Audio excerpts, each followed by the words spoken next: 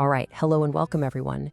This explainer is for all of you fantastic teachers at Rhill English Institute who are gearing up to absolutely crush the TKT.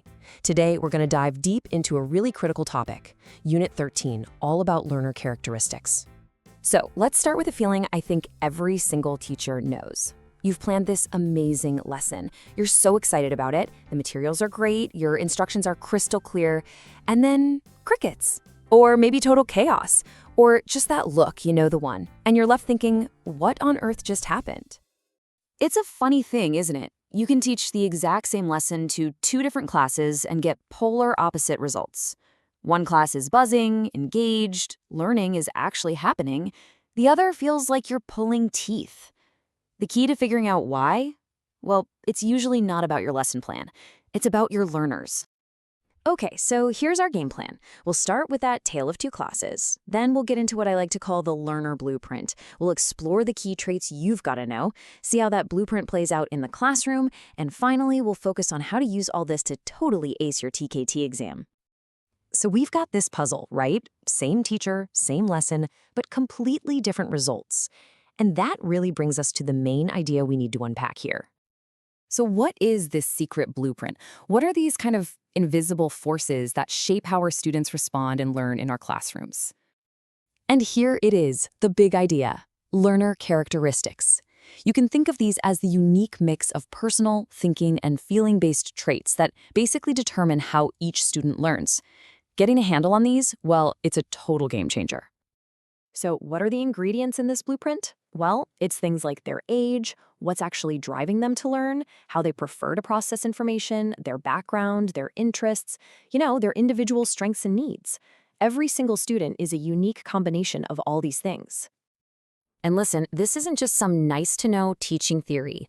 This is a specific, testable part of your exam. It's right there in the TKT syllabus. Unit 13 is dedicated entirely to this, so this is exactly what you need to know. Okay, so let's zoom in a bit and break down some of the most important traits, the ones that are definitely going to show up on your TKT exam and in your classroom every day. First up, age. This one's huge. A child's attention span is short. They learn through play and need tons of praise. Then you've got teenagers who are so focused on what their friends think, peer approval is everything. And then you have adults who can focus for longer, but they need to know why something is relevant to their goals. So different. Next, let's talk about motivation, the why. Why is your student even in the room? Is it intrinsic, meaning they just love learning for its own sake? Or is it extrinsic, where they're driven by something external, like a good grade? Or, hey, passing the TKT exam? Both are valid, but you'll handle them differently as a teacher. And of course, learning styles. Not everyone takes in information the same way. You've got your visual learners who really need to see it, give them a diagram. Auditory learners need to hear it. They love discussions. And your kinesthetic learners, they have to do it. Get them up and moving in a role play. And the list goes on. The TKT also wants you to think about cognitive factors, like how good their memory is. And what about affective factors? That's just a fancy term for their feelings, their confidence, their anxiety. Plus, you have to consider their cultural background, their past education, and what their personal goals are. It all matters. Okay. So we've got all these pieces of the blueprint, age, motivation, style, but what do we actually do with all this information? How does it change what happens in our classroom? Well, this is the really powerful part. When you understand these traits, you can stop just reacting to problems and start being proactive. It informs everything, how you manage the class, the tasks you design, how you group your students, and even the pace of your lesson. Let's make this super concrete. Step 1. You spot a student who has low confidence. That's the affective factor. Step 2, you notice the behavior. They never speak up in front of the whole class. So, step 3, what's your action? Instead of putting them on the spot, you use more pair work. And the outcome? In that safer setting, their confidence starts to grow. See? It works. All right, let's bring it all home now and focus on the TKT exam itself. This is where we turn all this great theory into practical points for the test.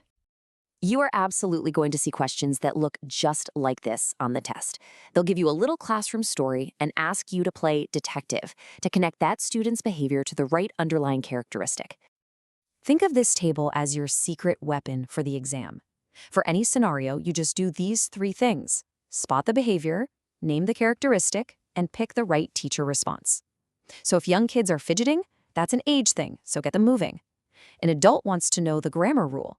That's an analytic style, so you give them the logic. It's that simple. So, what's the big takeaway for you? Your strategy, both in the classroom and on the exam, is all about being flexible and adaptive. Use this as your checklist.